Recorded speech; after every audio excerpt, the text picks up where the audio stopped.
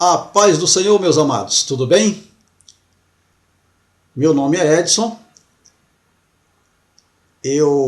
Pela misericórdia de Deus, eu leciono na Escola Bíblica Dominical. E nesta oportunidade, eu vou apresentar para vocês, ou para nós, na verdade, a nossa aula de número 4. A nossa aula de número 4 trata-se da pessoa do nosso Senhor e Salvador Jesus Cristo. Muito bem. Vamos estar estudando sobre a identidade do nosso Senhor e Salvador Jesus Cristo. Muito bem, meus amados. O nosso texto áureo nos diz assim, Disse-lhes Jesus: Eu sou o caminho, a verdade e a vida, e ninguém vem ao Pai senão por mim. João, capítulo de número 14 e o versículo de número 6. A nossa verdade prática nos fala o seguinte: cremos no nosso Senhor Jesus Cristo, o Filho unigênito de Deus, plenamente homem e único Salvador do mundo. Essa é a verdade. Queira o mundo ou não, Jesus Cristo, ele é o unigênito de Deus. Ele é Deus, ele foi homem, ele é Salvador do mundo. Queira o mundo ou não, esta é uma verdade que jamais será desfeita, esta verdade. Estamos entendendo mais na frente quem será, quais são as pessoas que terá este privilégio. Muito bem. Na nossa leitura bíblica em classe, no princípio era o Verbo, e o Verbo estava com Deus, e o Verbo era Deus. Ele estava no princípio com Deus.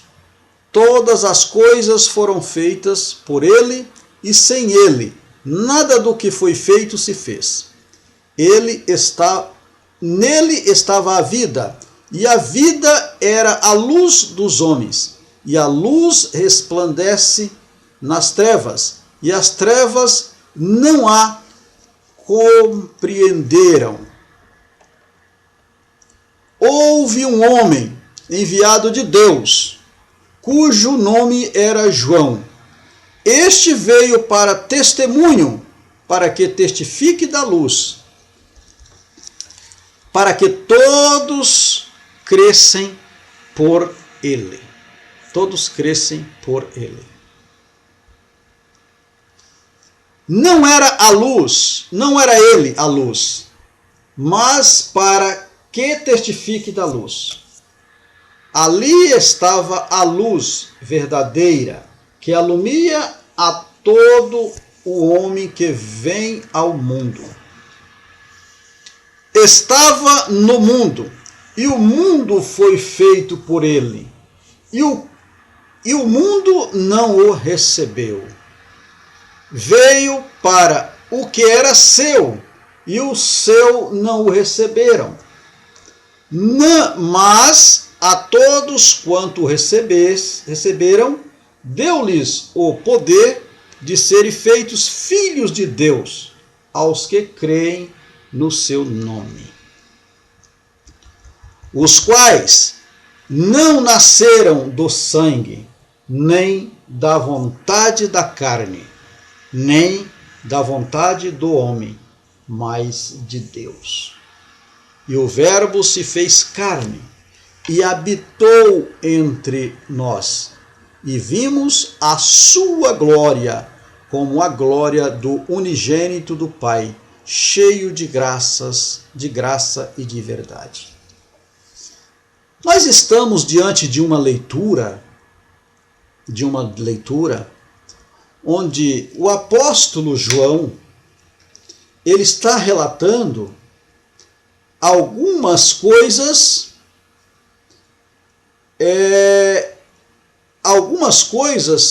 de Jesus, mostrando para a humanidade que Jesus é a verdadeira luz que veio ao mundo, que veio resplandecer nas trevas. E as trevas não compreenderam. O versículo 5 que nós lemos é tremenda. É tremendo esse versículo. O versículo 4 diz que nele estava a vida, e a vida era a luz dos homens. Olha, nele estava a vida, e a vida era a luz dos homens. E a luz resplandece, a luz clareia. A palavra resplandecer, ela está dizendo assim, a luz alumia nas trevas. A luz clareia nas trevas. A luz resplandece nas trevas. E as trevas não compreenderam. As trevas não compreenderam. Com base nisso, aí Deus envia João Batista, esse nascido de mulher, para testemunhar e para testificar da luz. Testificar da luz. Para pregar a luz. Para quê? Para todos que crescem por ele. Não é nele, é por ele. Por ele quem? Por ele, João. Todos que crescem na luz por intermédio de João. Por intermédio de João. Aí o que aconteceria? O que aconteceria? Esta luz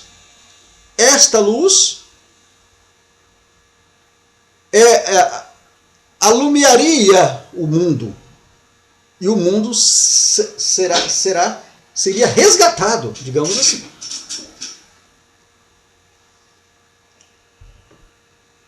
Muito bem. No versículo 1 diz que ele veio para os seus. Nós sabemos que ele veio para os seus e os seus o rejeitaram, ou os seus não receberam. O versículo de número 14 diz que ele era o verbo e se fez carne e habitou entre nós. Maravilha. Vamos adiante. A nossa introdução nos diz o seguinte. Na introdução,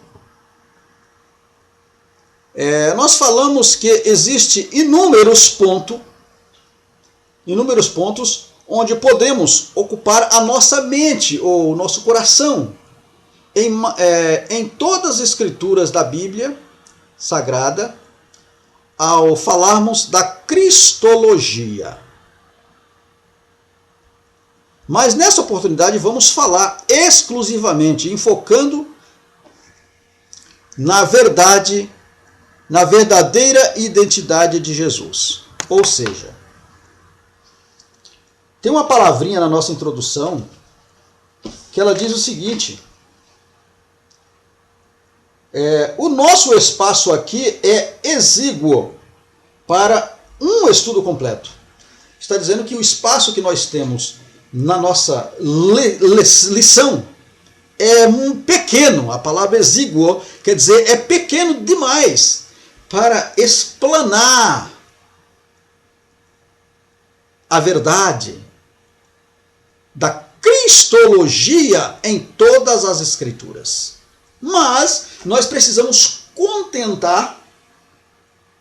contentarmos com alguns pontos relevantes sobre a verdadeira identidade. É isso que está falando. Vamos contentar com o tempo que nós temos, com alguns pontos da verdadeira identidade, para explicar isso, a verdadeira identidade de Jesus.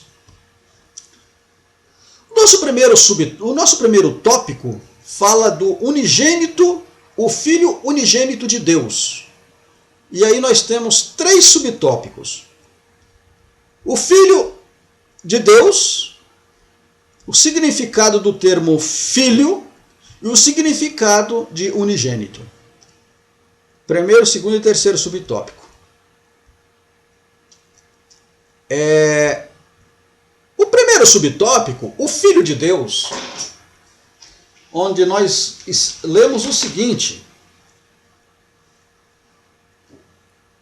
o apóstolo João explica o motivo que o levou a escrever o seu evangelho com as seguintes palavras: estes, porém, foram escritos para que creeis que Jesus é o Cristo, o Filho de Deus, e para que, crendo, tenhais vida em seu nome.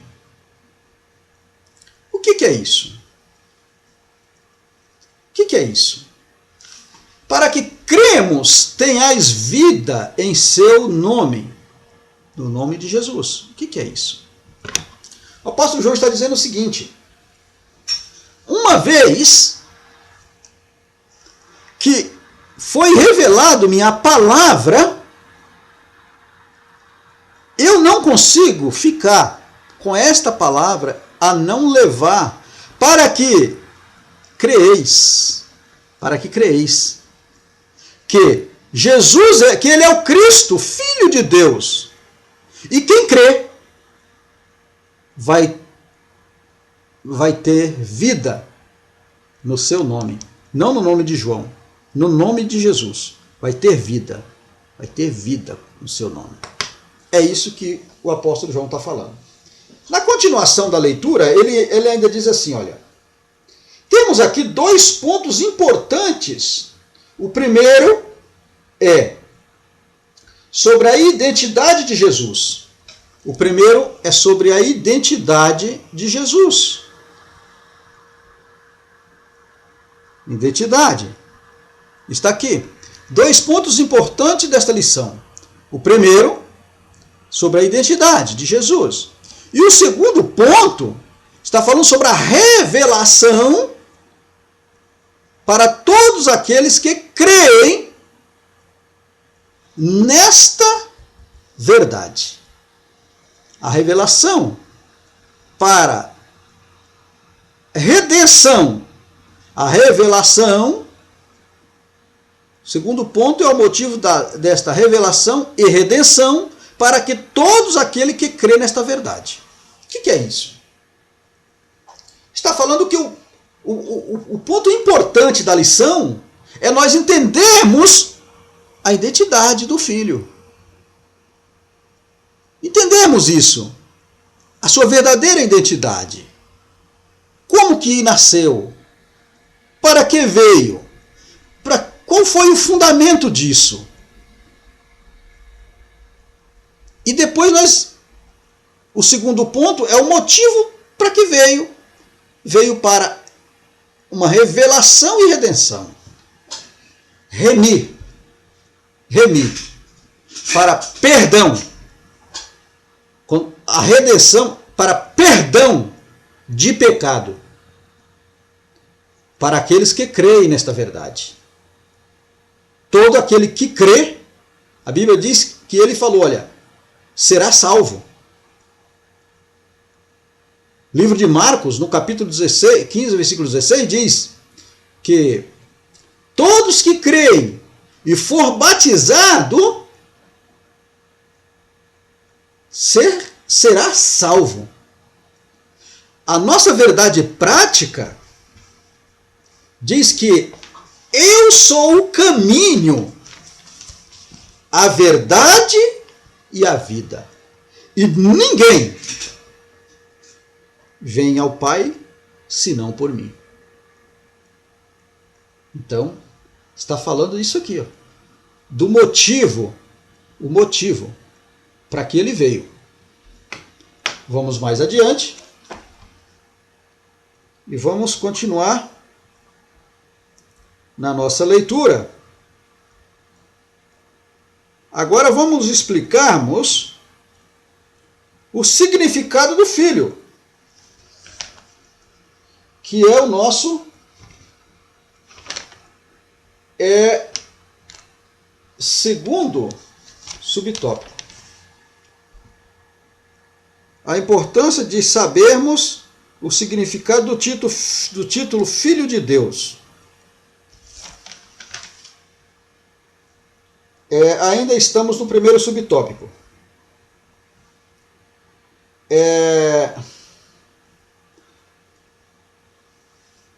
Olha, a leitura diz assim, ó: é de toda importância sabermos o significado do título Filho de Deus. Aí diz assim, ó, a profecia de Isaías anuncia porque um menino nos nasceu, um filho se nos deu. O menino não se nasceu, um filho se nos deu. Está escrito lá em Isaías. O que é isso? Isaías está falando, nos diz respeito do amor de um pai para com um filho. O profeta fala assim pela revelação do Espírito Santo. Ele fala assim, ó, portanto, um menino nasceu, um menino se deu. Aqui, a palavra se deu vem do verbo. O verbo está no indicativo pretérito perfeito. Ou seja, o profeta estava afirmando a deidade de Cristo, indicando uma perfeição verdadeira como pai para amar o mundo, como fala lá em João no capítulo 3, no versículo 16, onde diz assim, ó, porque Deus amou o mundo de tal maneira que deu o seu Filho unigênito, para que todo aquele que nele crê não pereça, mas tenha a vida eterna. Então esse se deu aqui, ó, esse se deu, o Filho, ele nasceu, mas ele se deu. Ele se deu. Ou seja, ele se deu no sentido de amar, como um pai ama um filho. Como um pai ama um filho. Então, é por isso que indica esse verbo se deu, está no indicativo pretérito perfeito. Ou seja, uma coisa que foi dado para a revelação de salvação da humanidade que precisava de resgate. Muito bem. Vamos mais adiante. E vamos aqui estar falando sobre o nascimento. O nascimento do menino. O menino, homem, nasceu em Belém. Veja bem que nós estamos ainda no primeiro subtópico. Nasceu em Belém,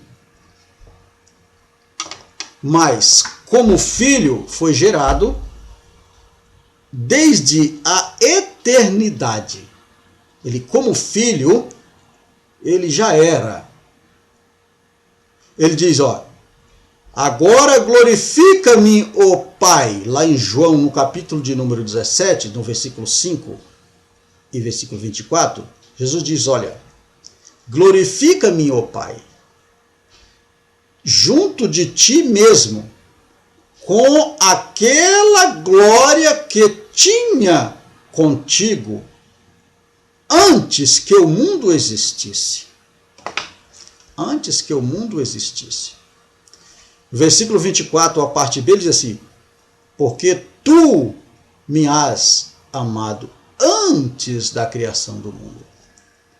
Ele fala assim, olha, porque tu me has, não é que vai acontecer, tu me has amado, tu me amou antes da fundação do mundo. Então ele está dando aqui uma confirmação que Jesus, o Filho, estava com o Pai lá na criação. Antes da criação.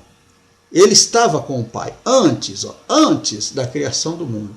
Ele já era Deus. Ele já era Deus. Como? Ele já era Deus como Filho, no Logos, na palavra. Na palavra, que nós vamos explicar no próximo subtópico. Muito bem. No nosso segundo subtópico, vamos falar sobre o significado do termo filho. O significado do termo filho.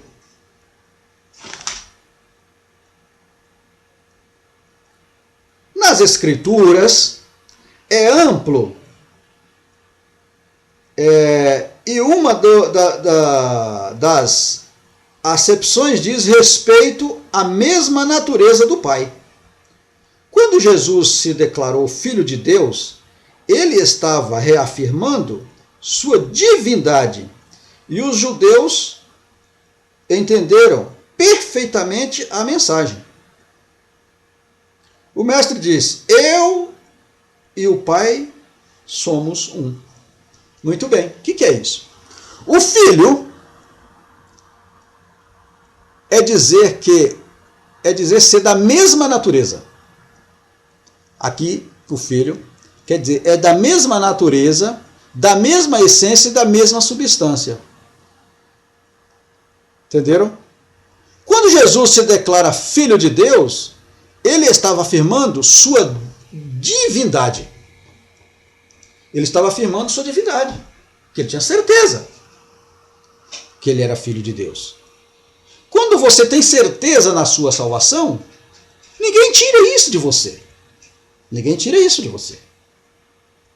Porque você tem certeza. Então era isso que Jesus declarava. Que ele era o Rei dos Reis. O Senhor dos Senhores. E jamais os judeus tinham isso como verdade. Aí vem aqui, ó.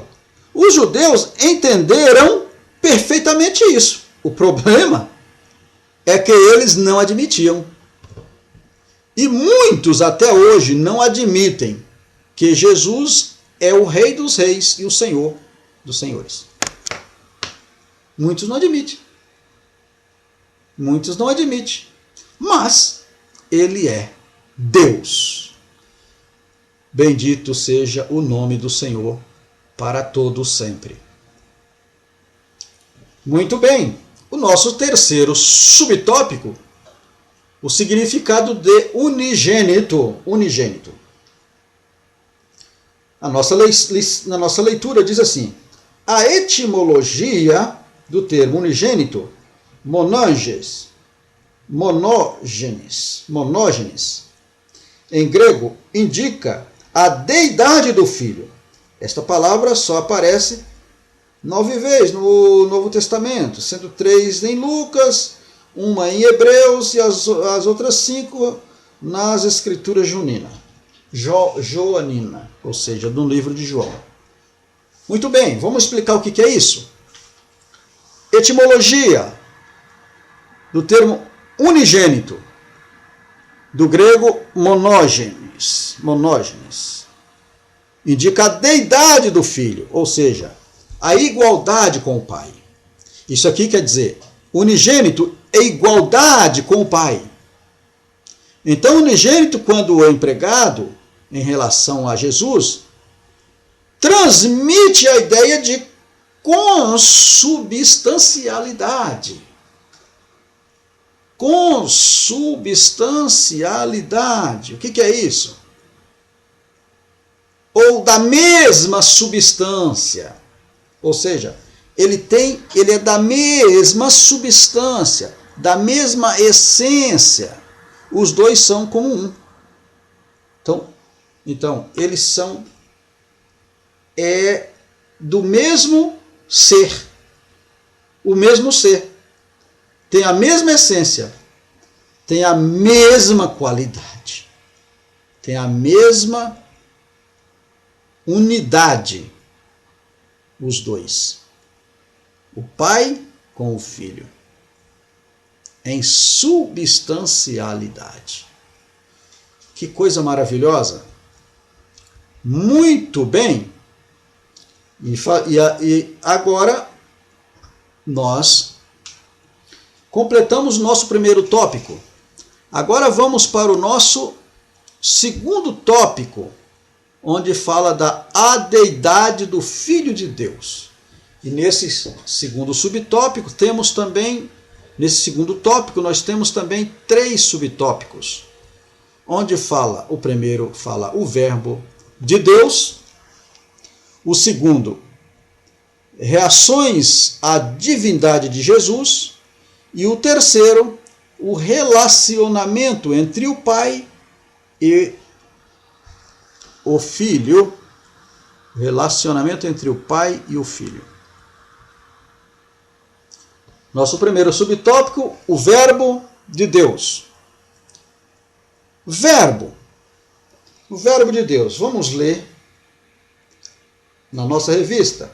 O verbo é a palavra do grego logos. O termo Deus aparece 2 vezes nesta passagem, uma delas em referência ao Pai. E o verbo estava com Deus. Aqui temos uma indicação do relacionamento intratrinitariano, ou seja, entre a Trindade, antes mesmo da fundação do mundo. Muito bem, vamos explicarmos o que é isso. O verbo é a palavra do grego, logos. Antes da revelação, antes do Filho ser revelado aos homens, do Filho vir como carne, como ser humano, ele era a palavra. Por isso que lá no livro de João, por isso que o João fala que no princípio era o verbo. No princípio era o verbo. E este verbo estava com Deus. E o verbo era Deus. Então, por isso que ele é desde o princípio. Era o Logos. Ou seja, a palavra que era Deus no princípio. E estava com Deus. E havia a necessidade de se fazer carne. Por quê? Por que havia necessidade de se fazer carne? Para a redenção. Para a redenção. Redenção de pecado. Para a redenção da humanidade que se havia perdido. Mas na frente nós vamos explicar. Muito bem. Nesta passagem aqui do relacionamento, nós encontramos aí, aqui temos uma indicação do relacionamento intratrinitariano entre a Trindade antes mesmo da fundação do mundo. Classificamos isso aí como um item A e um item B, onde essa explicação intratrinitariano quer dizer, é isso mesmo que está escrito? Intratrinitariano quer dizer, antes da fundação do mundo já existia. Quem? O Filho. Antes da fundação do mundo. O item B mostra a distinção entre o Pai e o Filho. Aqui está mostrando o Verbo divino, numa única essência e substância, distinta o Pai e o Filho. Ou seja, eles eram em substancialidade, em essência, uma única pessoa, que existia desde o princípio. E agora o Filho se revela como homem. Para quê? Por que disso? Ele se revela por causa, vamos voltar aqui, por causa da necessidade de se fazer carne. Mas que necessidade é essa? Que necessidade é essa do Filho se fazer carne? Vamos adiante. Vamos adiante. E vamos explicar essa necessidade. A Bíblia diz, lá no livro de Romanos, no capítulo de número 3 e o versículo 23, olha o que está escrito nesta passagem maravilhosa das Sagradas Escrituras. Esta passagem tremenda, maravilhosa. Está escrito assim: porque todos pecaram e destituídos estão da glória de Deus. Ou seja, a humanidade, todas estavam em delito de pecado e por esse motivo estavam desclassificados ou estavam fora do plano de Deus por causa da transgressão, do pecado. Aí Deus faz o Logos, a sua palavra, se revelar aos homens. Agora, ela que estava com Deus, que era Deus, através de uma virgem, foi explicado isso na nossa primeira lição, se não me falha a memória. Nossa primeira lição, não me falha a memória, ou foi nas últimas lições do trimestre passado, que este verbo, que este menino, ele foi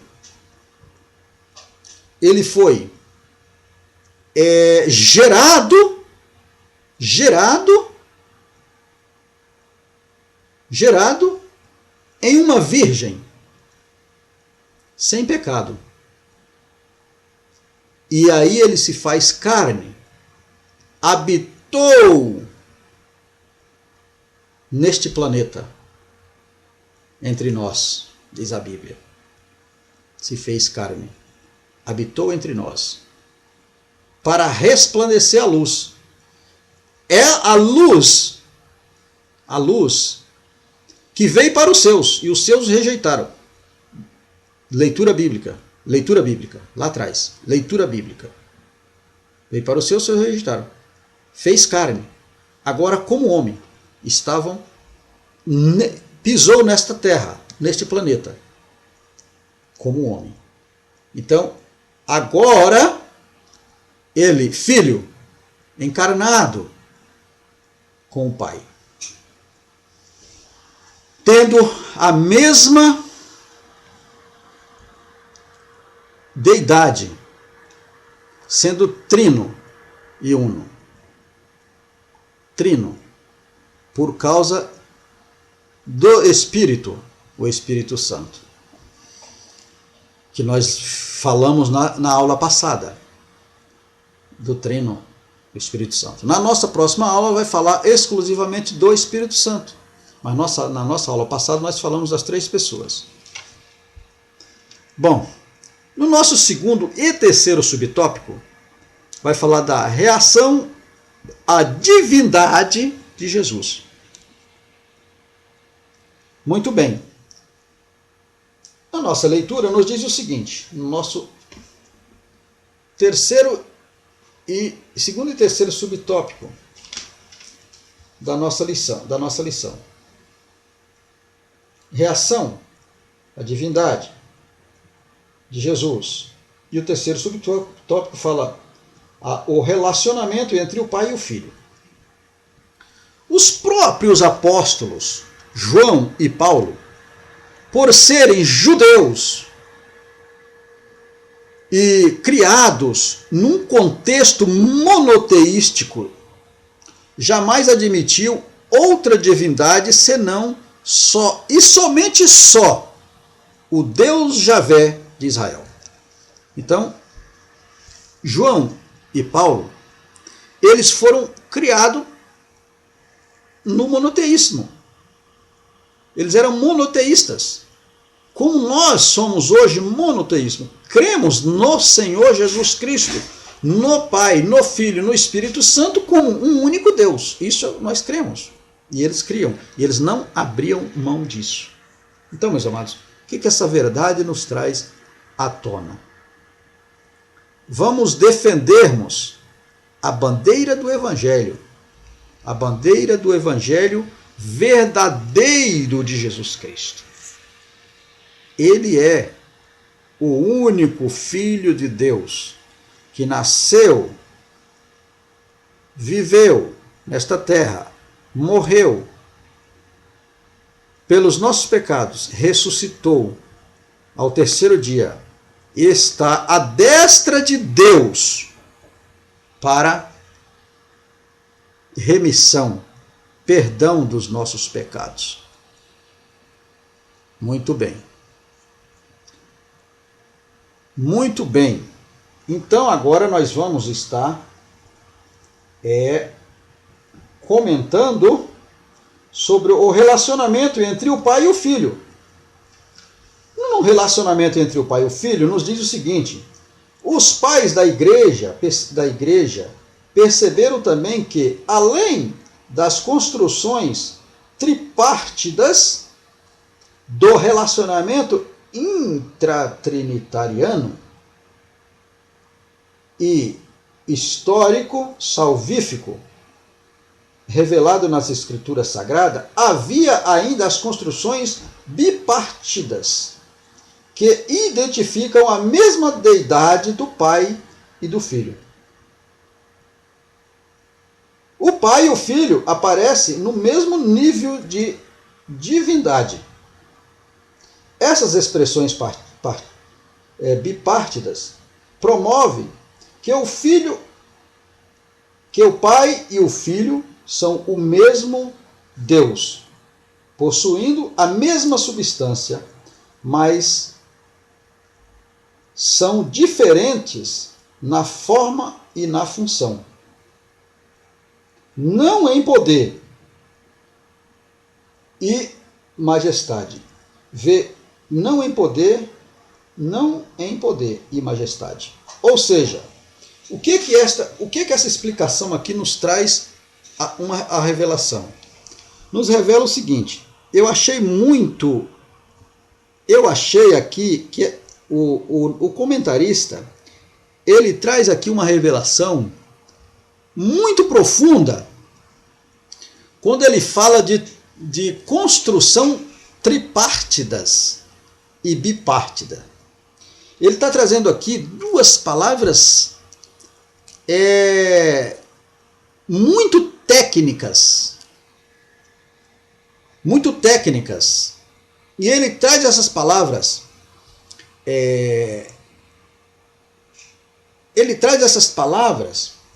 para comparar a deidade,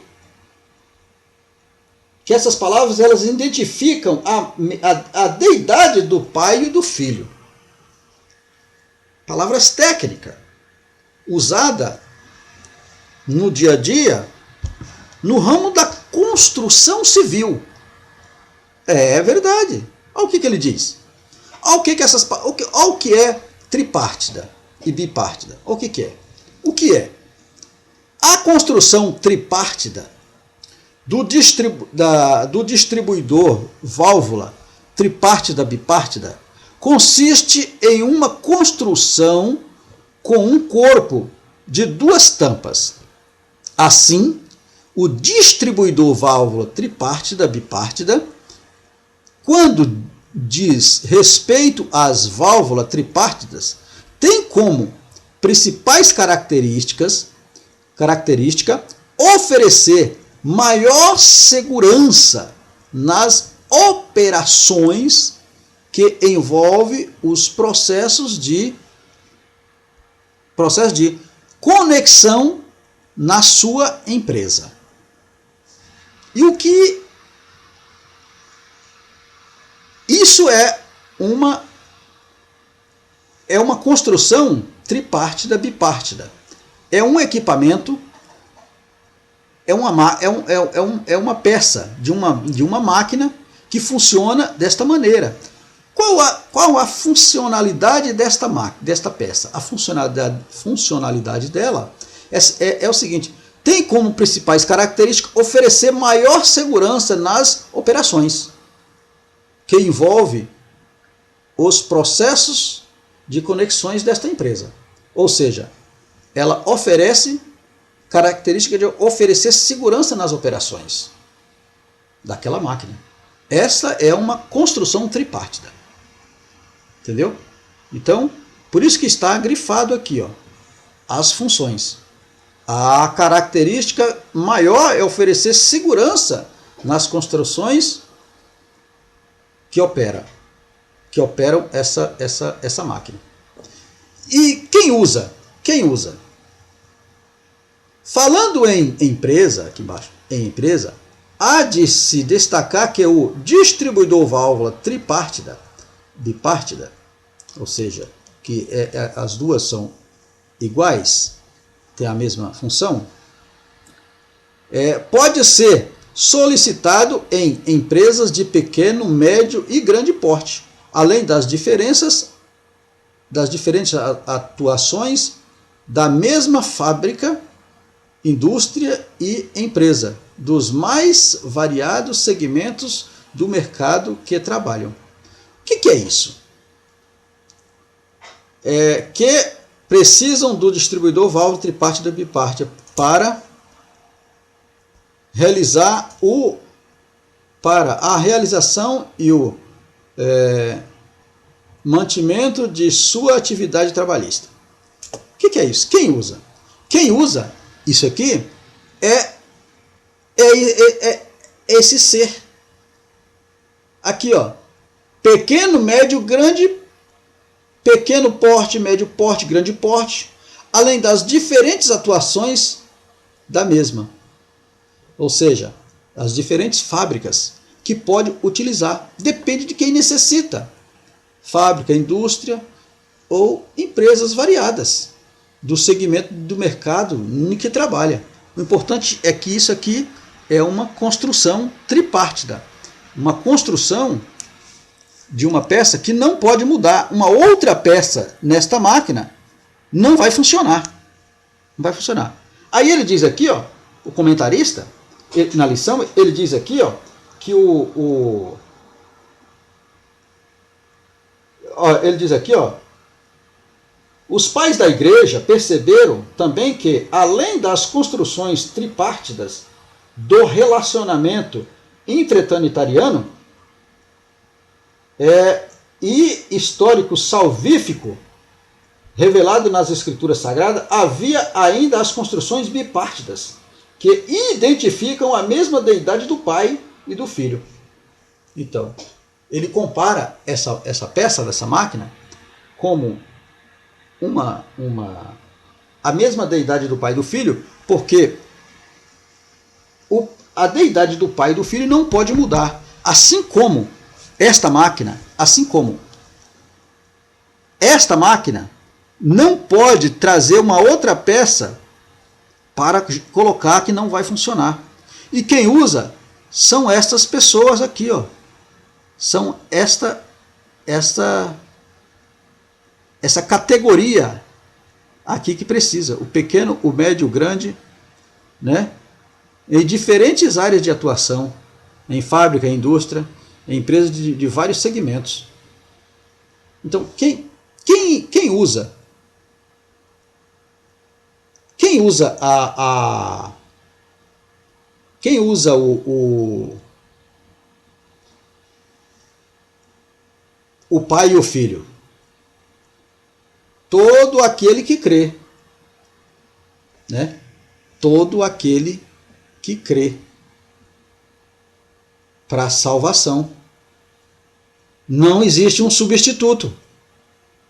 Não existe Maria, não existe José, não existe Joaquim, não existe São Pedro, não existe São Paulo, não existe Apolo, não existe São Jorge, não existe Maria, não existe Santo Fulano, Santo Bertano, para substituir essas peças aqui, ó. Somente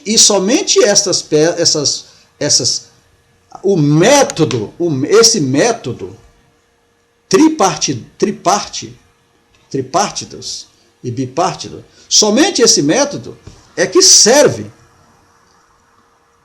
para a funcionalidade destas empresas, dessas máquinas, nestas empresas, de pequeno, grande, em vários segmentos desse mercado. Somente.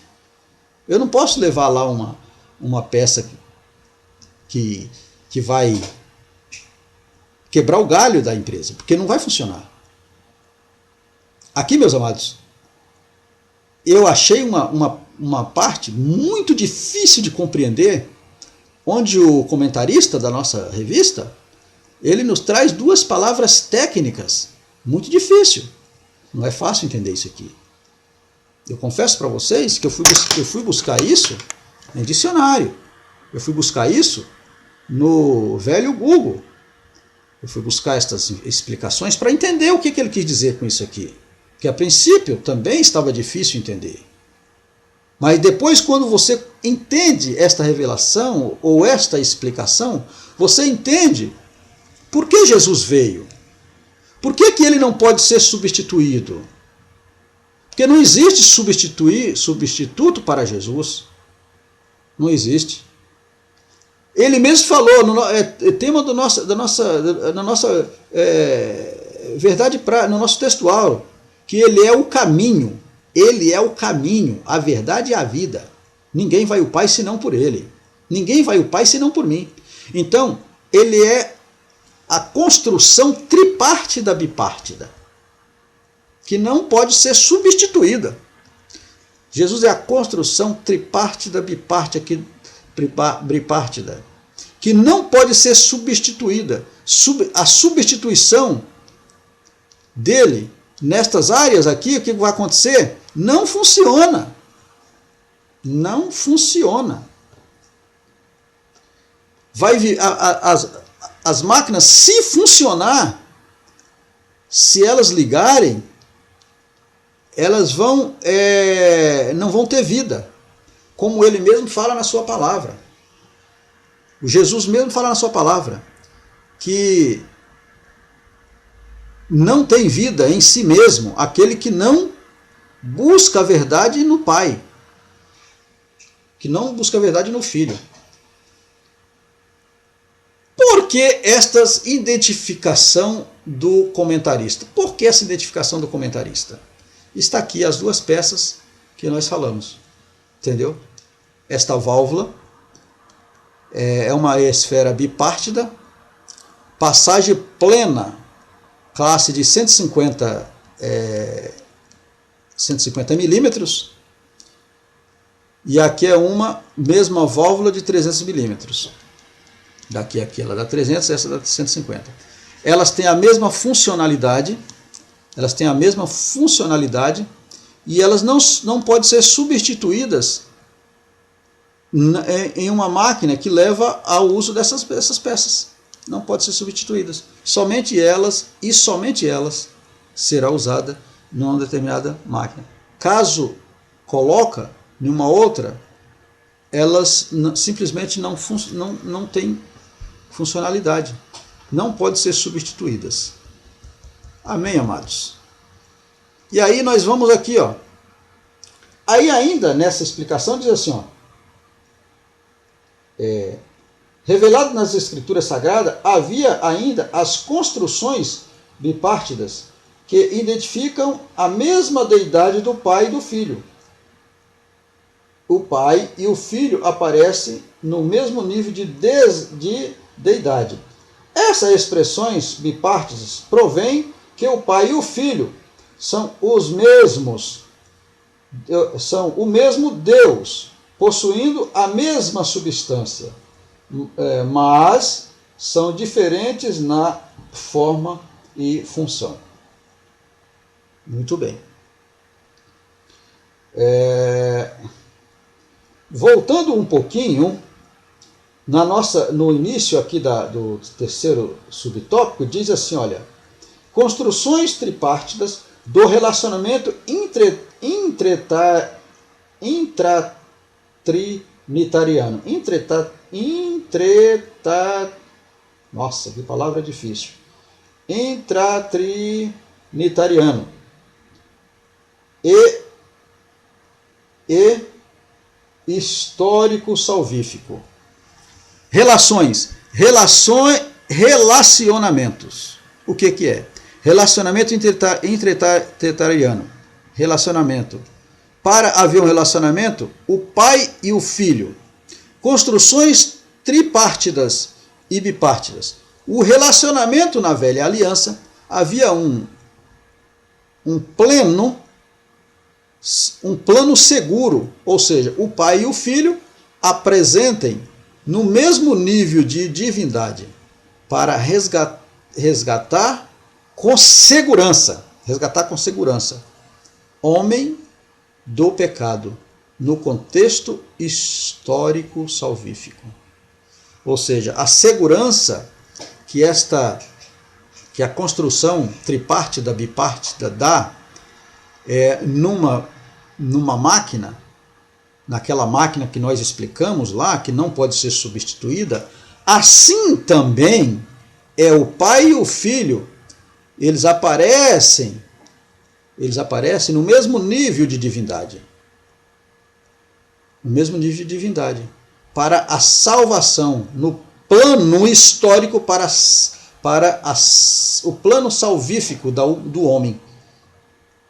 É ele que nos dá segurança. Assim como aquelas duas peças daquela máquina, não pode ser substituída. Aqui o pai e o filho jamais pode ser substituído. São Joaquim não funciona, São José não funciona, Maria não funciona, Aparecida não funciona, São Jorge não funciona, São Pedro, São Paulo, entendeu? São Sebastião, São Glicério, sei lá, santo nenhum, funciona, só Jesus. Eu sou o caminho, a verdade e a vida. Ninguém vem ao Pai senão por mim. O Pai cria o plano, o Filho se faz carne para executar o plano, morrendo por necessidade. Aqui nós entendemos. Então ele morreu por necessidade. Havia uma necessidade da morte de Jesus. A necessidade. Ele diz lá na sua lei, na sua oração sacerdotal, ele diz ali, ele fala, Pai, se possível, afasta de mim este cálice.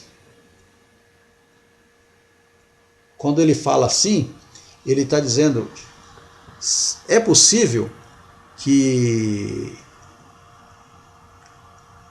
afastar esta dor tão grande, é possível afastar?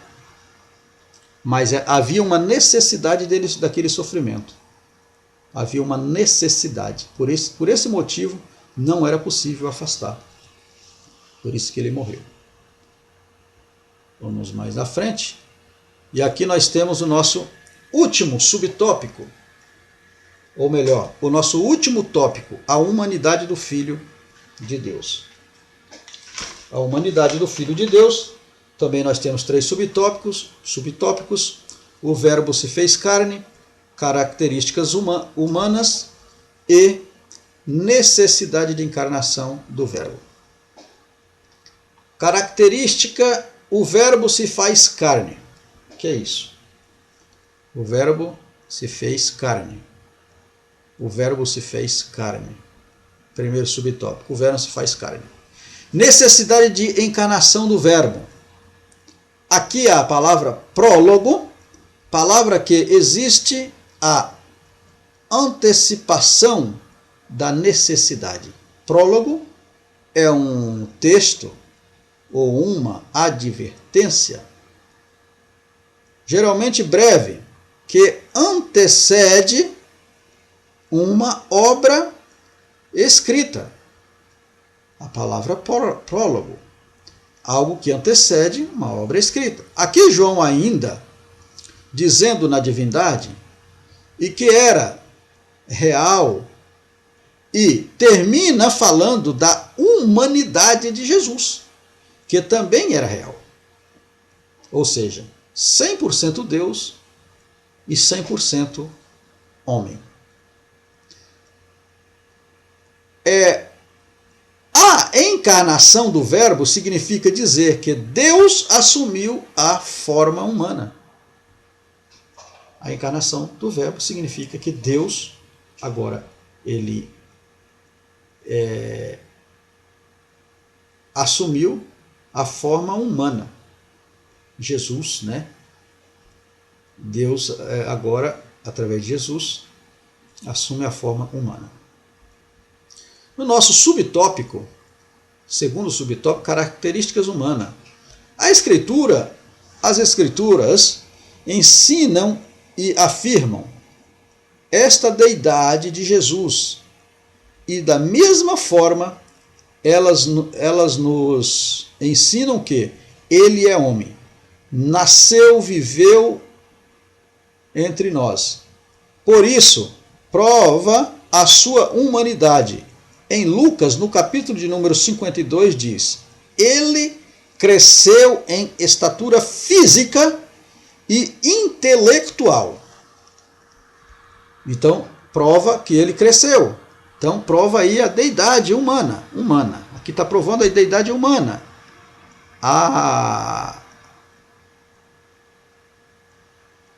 Prova a humanidade de Jesus, provando a humanidade de Jesus. Ele cresceu em estatura física e intelectual. Em Mateus, capítulo 4, versículo 2, sentiu fome. Ainda em Mateus, no capítulo 8, versículo 24, ele teve sono. No livro de João, no capítulo de número 6, versículo 8, sentiu-se cansaço. E em João, no capítulo 19, versículo 28, ele teve sede. Então, aqui está a prova da humanidade de Jesus. Prova da humanidade de Jesus. Jesus, ele sentiu fome. Jesus, ele sentiu,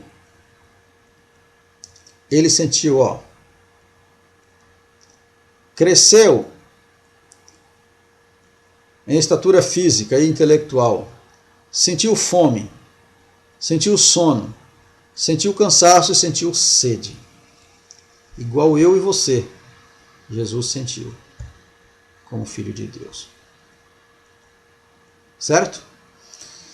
Terceiro subtópico, necessidade da encarnação do Verbo. Devido ao pecado ter tomado conta da humanidade, Deus, se viu a necessidade de vir para resgate da humanidade. Deus agora chama o Filho, que já era desde a fundação do mundo, como o Verbo, ou seja, como o Logos, se fez carne, ou seja, viveu como homem, só que sem pecado. Aqui neste planeta, sentiu todas intempéries deste planeta como homem. E por necessidade de resgatar todos aqueles que creem, dando o direito de filhos de Deus por adoção. Então, através de Jesus Cristo, ele nos deu o direito de ser filho de Deus por adoção. E agora, na nossa conclusão, podemos concluir o seguinte: a maior história verdadeira de todos os personagens, aqui seria personagens, Jesus é a maior história verdadeira de todos os personagens. Jamais irá existir uma história assim. Ele é único, verdadeiro Deus e verdadeiro homem. 100% Deus, 100% homem. Sua verdadeira identidade só é possível compreender pela revelação espiritual e conhecimento pleno das Escrituras Sagradas. Aleluia e glórias ao Senhor Jesus Cristo por esta palavra. Amados irmãos, isto é uma realidade, isto é uma verdade. Diante desta lição, nós podemos aqui concluirmos que somente Jesus é o caminho. Somente Jesus é a verdade. Somente Jesus é a vida. Ele veio para os seus o rejeitaram. E a Bíblia diz que ele, por necessidade, ele precisou passar pela cruz do Calvário. Está vivo à destra de Deus. Está vivo à destra de Deus, velando por mim e por você, hoje como advogado. Louvado seja o nome do Senhor para todo sempre. Que Deus nos abençoe, que Deus em Cristo nos guarde, para que esta mensagem, você que está, que vai ouvir, que vai assistir na sua casa com esta mensagem, nos ajude, nos divulgue esta mensagem. É uma mensagem difícil, é verdade, porque tem muitos termos, palavras técnicas, digamos assim, mas é compreensível sim, é digna de aceitação. Então, nos ajude. Aí no rodapé do vídeo tem um joinha. Clica aí, nos ajude a divulgar esta mensagem para a glória de Deus. Amém? Que Deus abençoe.